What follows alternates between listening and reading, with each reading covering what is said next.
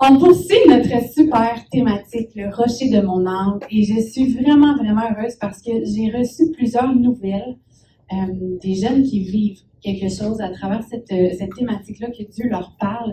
J'ai même reçu des courriels, moi, ça m'encourage vraiment beaucoup de savoir que c'est de la viande ce que je vous donne. C'est pas du déjà pré-mâché, ouais, on a déjà entendu ça, ça change pas grand-chose, mais il y a quelque chose de profond, puis ça porte fruit. Donc, la parole de Dieu, lorsqu'elle est prêchée, il y a un impact. Ça agit dans vos vies. Fait que même si vous ne le voyez pas encore, cet impact-là, croyez-le, ça fait une différence. OK? Donc, moi, je suis vraiment excitée parce que là, on est rendu à la troisième résolution. On est en train de voir, hein, pour ceux qui s'en rappellent pas, mais on voit 5 résolutions qui vont changer ta vie, que le peuple d'Israël a pris sous le leadership de Néhémie et son contemporain, son grand ami Esdras. Donc, Esdras et Néhémie qui encouragent toute une nation entière à se tourner vers Dieu, puis à prendre Dieu au sérieux, et ils prennent des résolutions ensemble, et littéralement, ça a changé l'histoire au complet, là. Ça a vraiment changé l'histoire de ce peuple-là. Ça a changé toute la réalité de ce peuple, et ça a apporté un véritable réveil spirituel. 5 résolutions qu'ont prises les leaders du peuple, qui ont complètement révolutionné leur réalité, et que si nous aussi, on apprend de ça et qu'on fait « Hey, je pense que j'ai de quoi apprendre. Je crois que je peux grandir en appliquant ça. » Donc, c'est pas juste de le savoir, mais c'est de l'appliquer. C'est des résolutions importantes qui vont littéralement changer le cours de ton histoire, le cours de ta vie. Là, on est en train de voir la 3e révolution, qui est un choix de conviction. Combien était là la semaine passée? Un choix de conviction. Des résolutions qui vont vraiment affirmer ton caractère. Fait qu'on a vu ensemble le premier aspect qui était vraiment de développer des convictions profondes fondées sur un fondement solide. Qui est quoi? Un fondement solide sur la parole de Dieu. Est-ce que vous vous rappelez que je vous ai parlé de Jonathan Edwards, qui est connu même 400 ans plus tard pour ses multiples résolutions qu'il a écrites, qui s'est tenu à ça, et chaque résolution était fondée sur des passages de la parole, qu'il a mis dans ses mots à lui, puis il a décidé, voici, c'est ça que je veux développer dans ma vie, c'est ce genre de caractère-là que je veux avoir. Et ce soir, on va voir que de développer des convictions, ça va aussi impliquer de choisir et de vivre la redevabilité. Est-ce qu'il y en a qui connaissent ce mot-là, la redevabilité?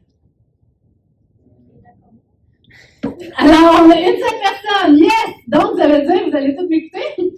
Et Léane, tu pourras valider si tu avais une bonne vision de la... Alors, j'ai 2 histoires pour vous. Combien aiment les histoires? C'est l'histoire d'un petit gars qui grandit, qui a un appel sur sa vie. Les gens autour de lui voient cet appel-là et vraiment vont dire « OK, wow, c'est incroyable, on va investir en lui. » Ils prennent sous leur aile, le forment, le guident un peu dans tout ça, le conseil et tout ça.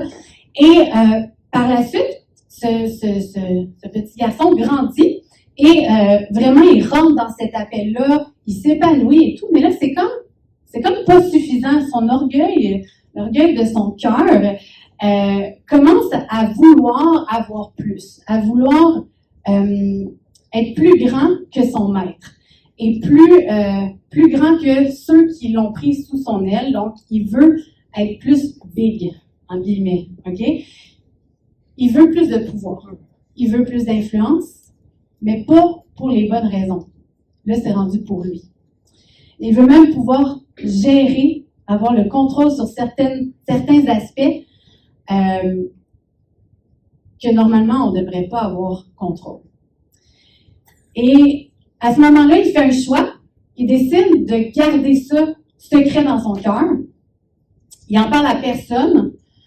Et là, ce qui arrive, c'est que toutes ces pensées-là viennent s'ancrer. Et là, ça se développe. Ça se développe, ça devient de plus en plus présent. Ça ça vient même l'aveugler. Donc là, sa perspective, elle est toute erronée. Ça vient tout changer. Et là, il va même prendre des décisions qui vont l'amener à devenir la personne contraire de ce que lui voulait devenir au départ. De ce à quoi il était appelé. Donc, petit à petit, des décisions et tout ça. Et même que là, dans l'histoire, il se marie, sa femme est enceinte, et il prend des décisions qui vont amener la mort dans sa famille.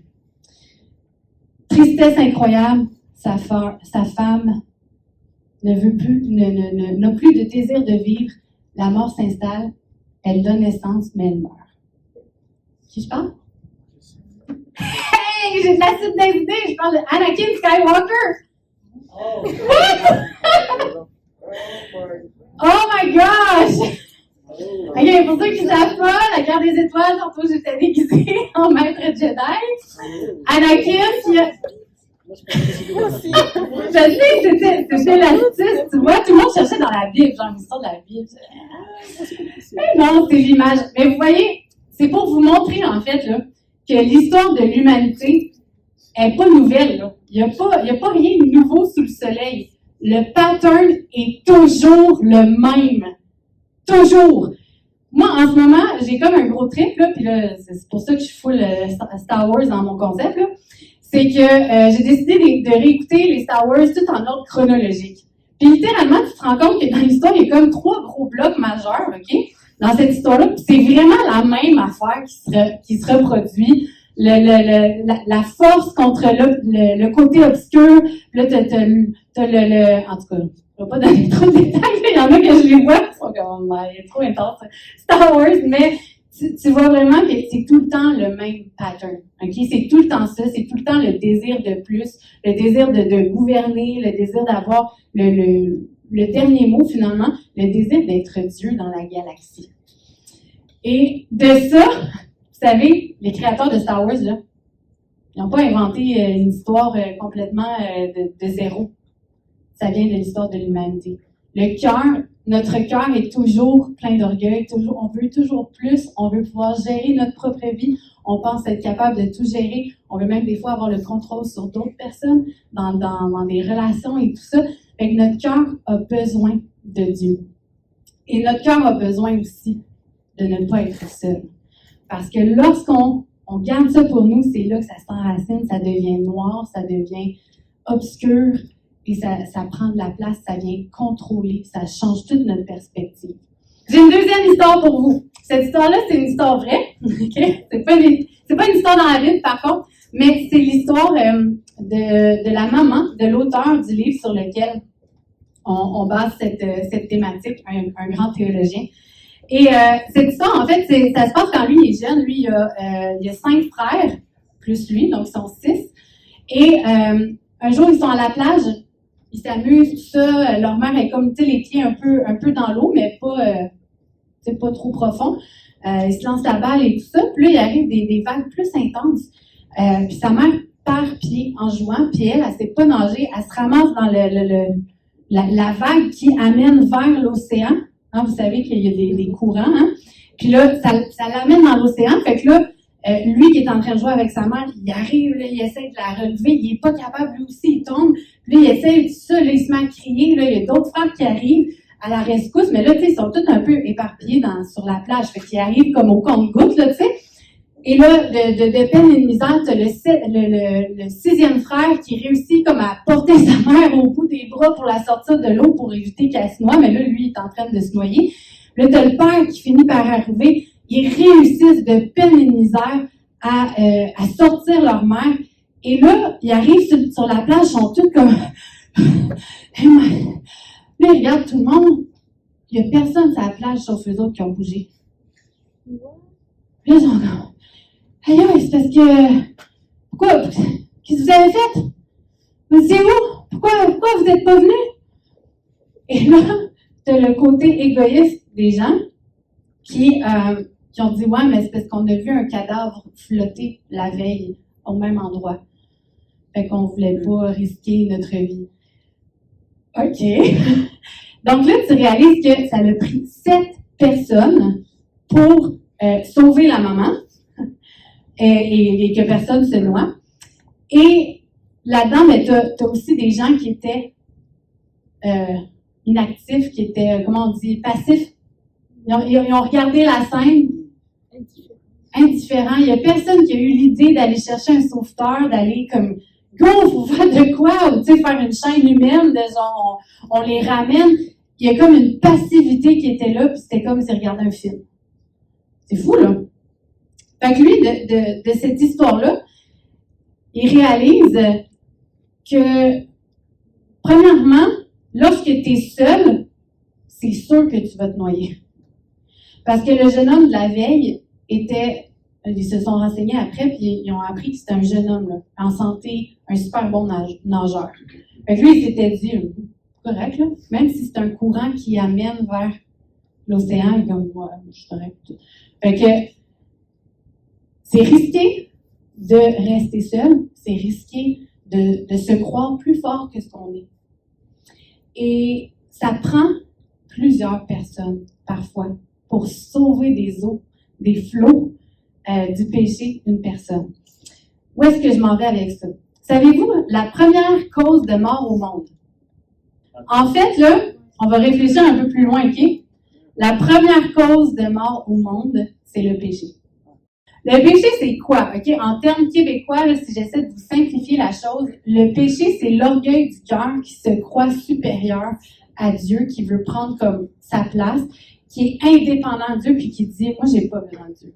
Comme, I got it. OK? Ça, c'est le péché. Et le péché amène la mort. OK? Ça détruit les familles, ça détruit les relations, ça détruit l'espoir des gens, ça détruit la joie, ça détruit l'amour, puis tout ce qui respire. Le péché va aussi freiner le témoignage de beaucoup de chrétiens. Ça va même déchirer des églises. Est-ce que vous savez ça? Ah! On va dire les vraies affaires. Le péché va même déchirer des fois des églises. J'ai vu des choses, à un moment donné, je prêchais dans une église à Thetford Mines, parce que je m'en allais en mission, puis là, j'allais chercher, dans le fond, le soutien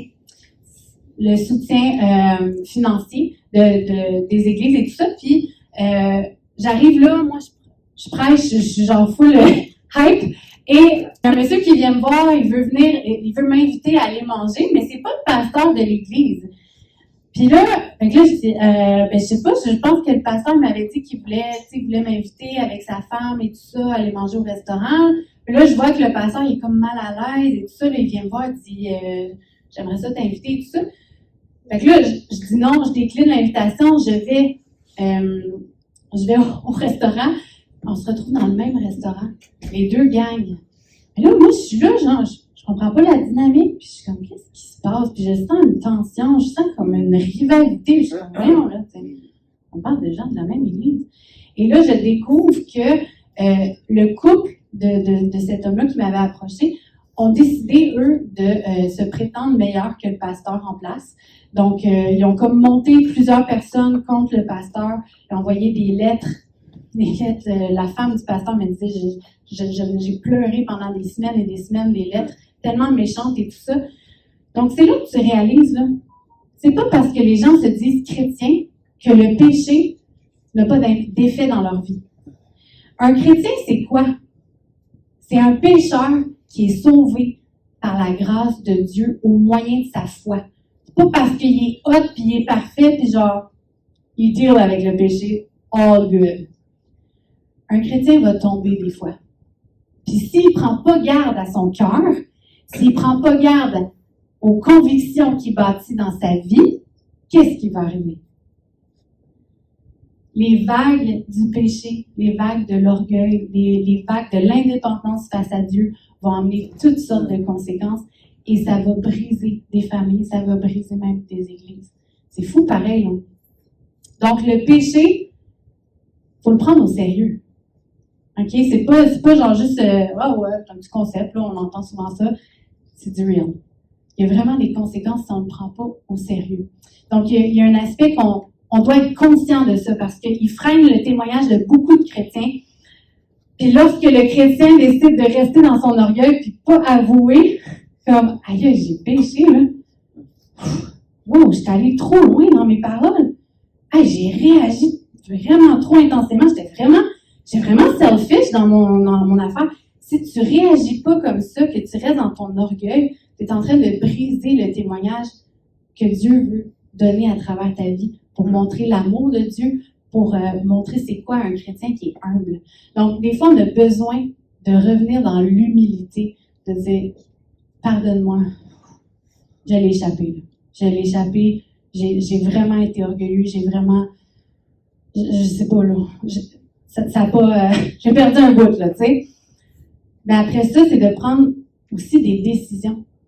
Tu sais, il n'y a pas juste la demande de pardon, il y a comme « OK, qu'est-ce que je dois mettre en place dans ma vie pour éviter de me faire reprendre par ces vagues-là qui vont me ramener? » Et c'est pas juste c'est quoi les convictions, les décisions, c'est avec qui est-ce que je peux m'entourer pour ne pas être seul quand la vague frappe.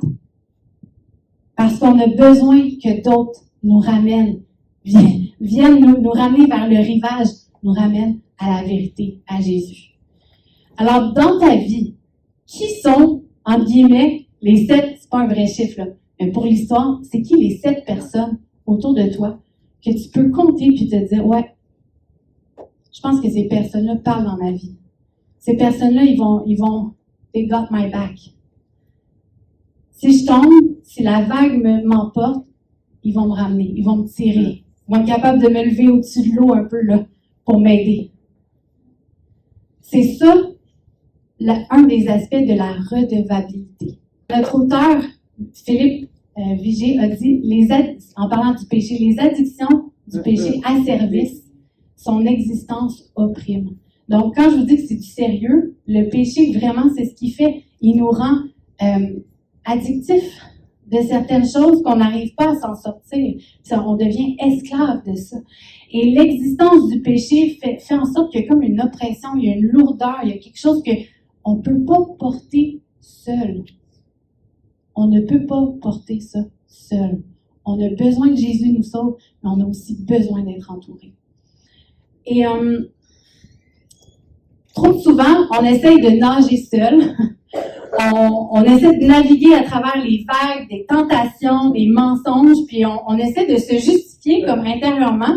Il y en a qui ont déjà eu un peu cette façon-là de penser, de dire « Ah ben non, c'est pas si grave, là, tu sais, c'est juste une fois, de temps en temps. Tu sais, ça serait bien trop gênant, là, de me demander de l'aide pour ça. C'est comme, ça serait intense, ça serait gênant et tout ça. Je m'en sors pas si pire, pour vrai. Je m'en sors pas si pire. Tout dans la tentation de dire comme oh, je tombe des fois, là, mais tu sais, pas à chaque fois, là, je suis correcte, là, tu sais, c'est pas si pire. Ça, c'est un discours d'une personne qui essaie de nager seule. Et qu'est-ce qui arrive? Ben, on coule. Notre auteur préféré, maintenant, a dit « Nous avons besoin les uns des autres. C'est une question de vie ou de mort. Une personne isolée est vouée à couler. Une personne isolée est vouée à couler. » Et je me permets une petite parenthèse, mais je ne sais pas si vous réalisez, là, mais dans la société dans laquelle on vit, on est tellement individualiste. C'est comme, mêle-toi de tes oignons, mêle-toi pas de ma vie, comme, wow. On est comme full solitaire. On pense qu'on gère, mais après ça, quand tu regardes le nombre de dépressions, le nombre de personnes qui vivent seules avec toutes sortes de discours intérieurs qui sont lourds, qui sont oppressants, il n'y a pas de joie, il n'y a pas de liberté, là. Tu sais, c'est comme ça marche pas. On réalise que ça ne marche pas. Être tout seul, on n'y arrive pas. Donc, si on revient avec l'histoire de Néhémie et des leaders du peuple qui ont pris 5 grandes résolutions, les leaders ont reconnu que sans suivi, sans redevabilité, leurs choix, les décisions qu'ils avaient prises, aussi excellentes soient-elles, n'allaient rester que de belles paroles s'ils ne choisissaient pas d'être redevables, en fait. Fait que ça n'aurait pas changé grand-chose. C'est des belles décisions, des beaux discours, mais s'ils ne choisissaient pas la redevabilité, ça allait juste être une phase. Qu'est-ce que je veux dire par choisir et vivre la redevabilité? J'ai ajouté ne pas rester seul. Je vous ai mis 4 petites définitions pour nous aider. C'est quoi ça, le concept de la redevabilité? Premièrement, c'est de choisir et accepter de rendre des comptes du suivi de nos décisions. Ça, c'est full pas populaire. OK, aujourd'hui, là, c'est full pas populaire. On veut prendre des décisions, on se le dit à nous-mêmes, puis, je le dirai pas, d'un coup, que je respecte pas ma parole, faut que je n'aurais pas l'air fou. C'est un peu la mentalité qu'on a. Mais choisir la redevabilité, c'est de partager. Hey, j'ai pris cette décision-là dans ma vie, puis j'accepte que la personne me challenge, puis me dise, hey, comment ça va là-dessus? Comment tu arrives à le mettre en place? Là, hey, OK, ouais, finalement, c'est plus difficile que je pensais, ou tu sais, ouais, non, ça va bien, puis. Fait que c'est d'accepter de rendre des comptes. La redevabilité, c'est aussi choisir d'être responsable de nos actions, de la concrétisation de nos décisions. Fait que c'est la responsabilité de dire, hey, j'ai le droit, pas j'ai le droit, mais je donne la permission à une autre personne de me challenger sur qu'est-ce que je fais, qu'est-ce que je prends comme décision. Puis si ça ne se concrétise pas, mais je donne le droit à la personne de faire « Hey, come on, t'avais dit ça, qu'est-ce qui se passe?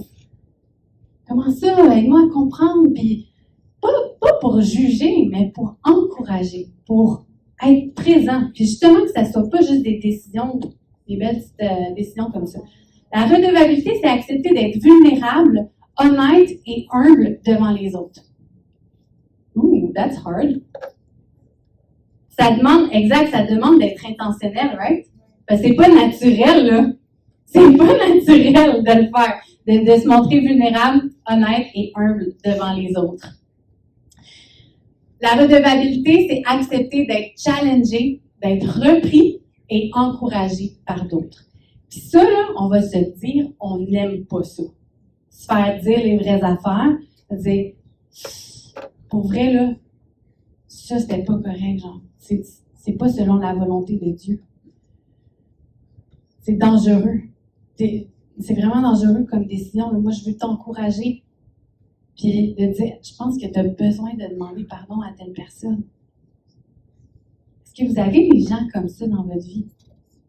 Proverbe 18:1 dit, celui qui ne cherche que son intérêt s'isole des autres. Il s'irrite quand on lui propose de l'aide. Est-ce que tu es comme ça? Quand on te propose de l'aide, est-ce que tu t'irrites? Ça vient-tu te chercher? Peut-être que c'est ça, tu es un petit peu trop isolé. Lorsque Dieu touche nos cœurs, puis il nous réveille à sa beauté, l'échec ne devrait pas être une option.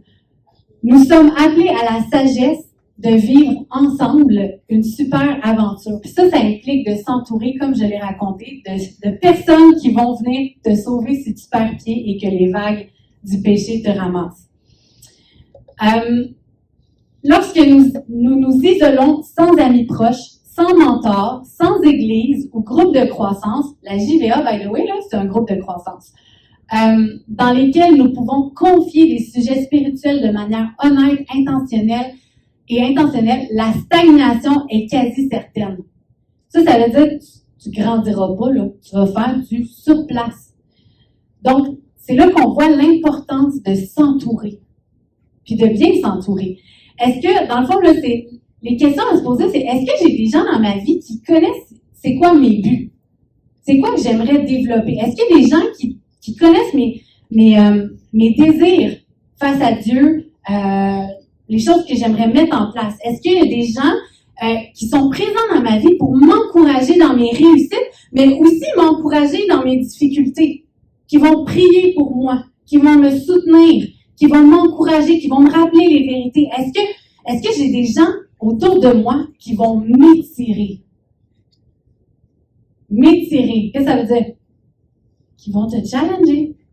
Puis qui vont pas juste faire « Ah, t'as tellement raison, là, c'est vrai, elle aurait tellement pas dû faire ça, nanana. » Puis tu sais, elle te flatte dans le sens que ça t'avantage toi. Mais des fois, tu as besoin de quelqu'un qui te dit « Ouais, mais j'aimerais ça t'encourager à voir la situation d'un autre angle. » Peut-être que cette personne-là, si elle agit comme ça, c'est parce qu'elle a tellement de grande souffrance. Peut-être qu'il y a plein de manque dans sa vie, peut-être qu'il y a un manque d'amour, peut-être qu'il y a une histoire derrière l'histoire. C'est Pasteur Benoît qui dit ça, il y a une histoire derrière l'histoire. Est-ce que quelqu'un t'encourage dans ta vie à te questionner sur l'histoire derrière l'histoire? Est-ce qu'il y a des gens qui connaissent c'est quoi tes luttes, tes tentations, les choses avec lesquelles tu deals? Est-ce qu'il y a des gens qui prient pour toi? La redevabilité, elle est essentielle pour la croissance spirituelle. Pour changer, il faut laisser une porte ouverte à des gens de confiance qui puissent vous dire les vérités qui vous aideront à vous construire. Je vais passer rapidement quelques versets, mais si vous voulez aller les lire un peu plus par après, je vous encourage à le prendre en photo. Ça, c'est dans Hébreux 3, ça dit « Frères, prenez garde que personne parmi vous n'ait un cœur mauvais, incrédule, qui le pousse à se détourner du Dieu vivant. » C'est drôle, pareil, il dit pas « Prends garde que ton cœur, prenez garde que personne parmi vous, là. » Ça veut dire qu'à quelque part, Dieu nous appelle à veiller les uns sur les autres. Dieu nous appelle à ça, à veiller sur le cœur. Si on voit que c'est en train de te détourner, sérieux, reviens, je vais prier pour toi. Il dit, encouragez-vous donc les uns les autres chaque jour, tant que dure l'aujourd'hui, dont l'Écriture parle, afin qu'aucun de vous ne refuse de comprendre en se laissant tromper par le péché. C'est fou, hein, comment la parole de Dieu est claire. Ensuite, dans Jacques 5, ça dit, confessez donc vos péchés les uns aux autres et priez les uns pour les autres afin d'être guéris.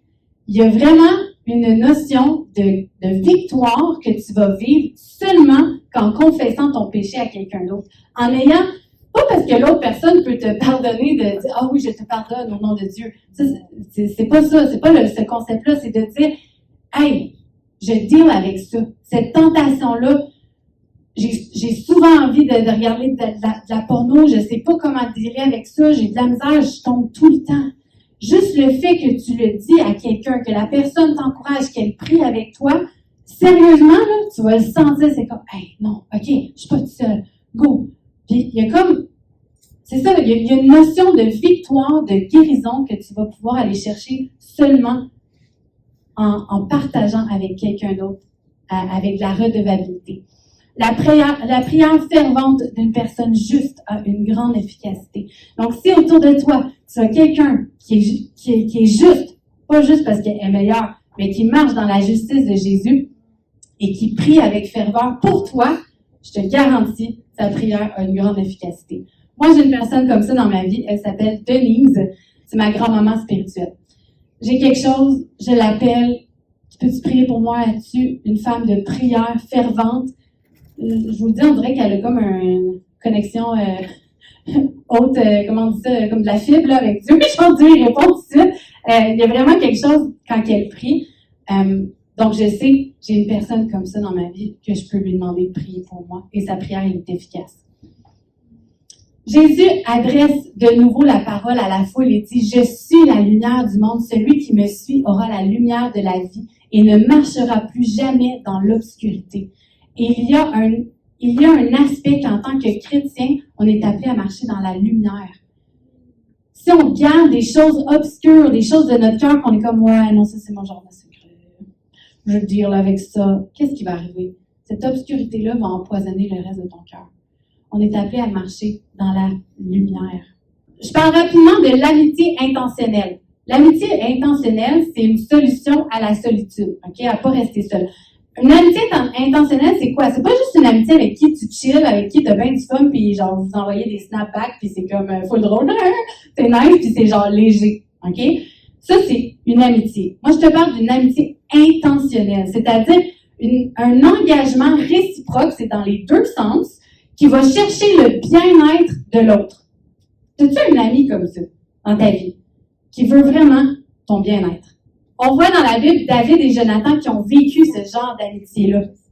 Et eux-mêmes vont dire que pour eux, cette amitié-là était tellement importante que c'était encore meilleur, c'était encore plus important pour eux que l'amour romantique. Ils préféraient se sentir soutenus en amitié que d'être en amour avec une fille. C'était comme, non, cette amitié-là de bromance, là, c'est du vrai, OK? Du bromance, là, on interprétait pas mal ce que je viens de dire. C'est des frères dans la foi, des amis qui s'encouragent, qui prient ensemble, c'est ça, qui veulent se bâtir mutuellement, puis on s'encourage, on devient plus solide dans notre foi. Et Jésus lui-même a placé en haute estime l'amour loyal et l'amitié. Quand il dit « Aimez-vous les uns les autres comme je vous aime », le plus grand amour que quelqu'un puisse montrer, c'est de donner sa vie pour ses amis. C'est ça veut pas dire, là, by the way, là, des fois, il y en a qui peuvent mal interpréter, ça veut pas dire qu'il faut que tu te suicides pour tes amis. Non, c'est pas ça. C'est que l'amour va te coûter quelque chose. Des fois, l'amour va te coûter du temps, de prendre soin, ça peut prendre du temps. OK? Si dans ta semaine, là, tu n'avais pas prévu de prendre soin d'une personne, puis là, toi, tu avais prévu plein d'activités, tu avais prévu de gamer avec quelqu'un, puis tout ça, mais là, tu as un bro qui va pas bien. Ça va te demander un sacrifice. À quelque part, c'est de donner sa vie pour prendre soin, pour bâtir, on appelle ça édifier, exhorter, encourager.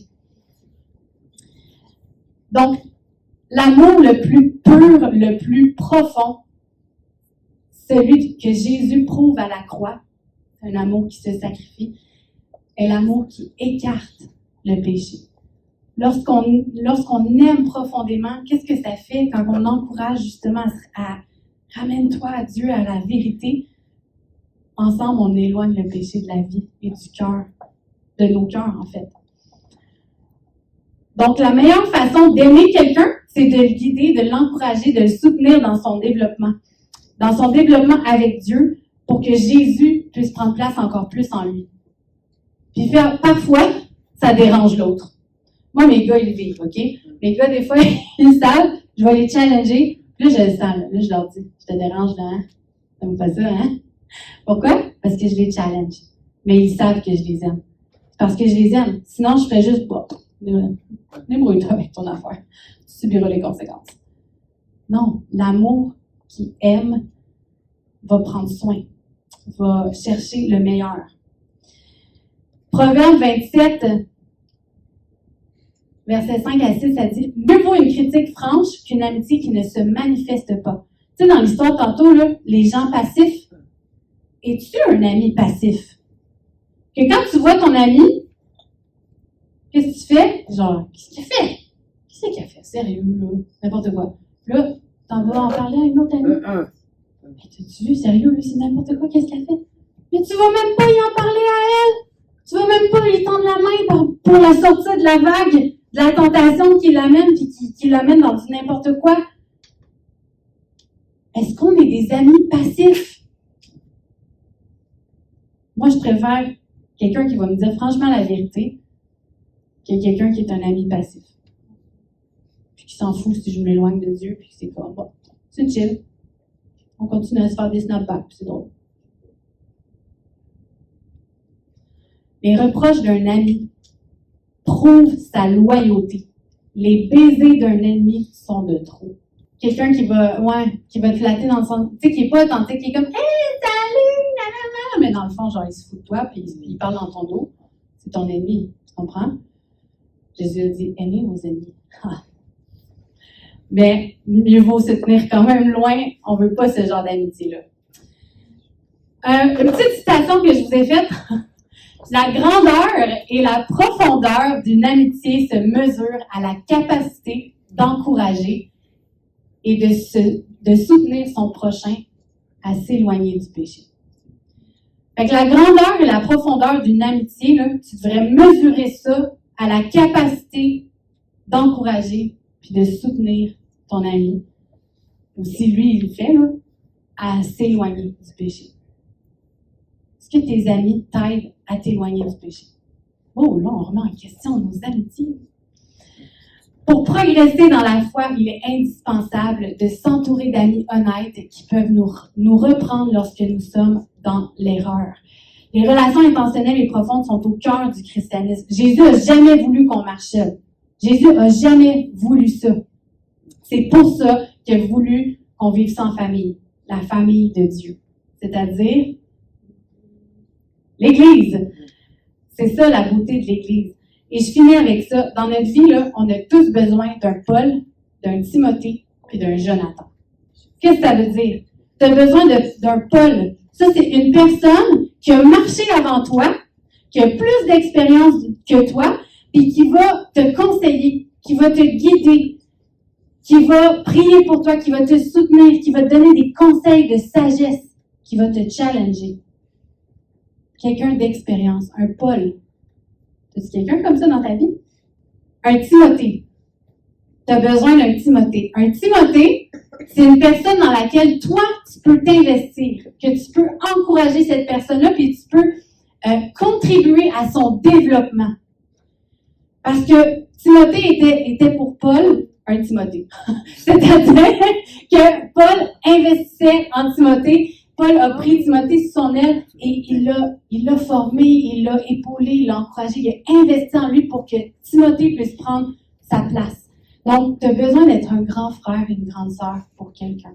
Puis honnêtement, tu ne pourras pas vivre l'épanouissement chrétien juste en pensant à toi-même. C'est ça qu'on enseigne aux leaders en formation. C'est que si tu veux t'épanouir dans la vie chrétienne, tu as besoin de t'investir dans les autres.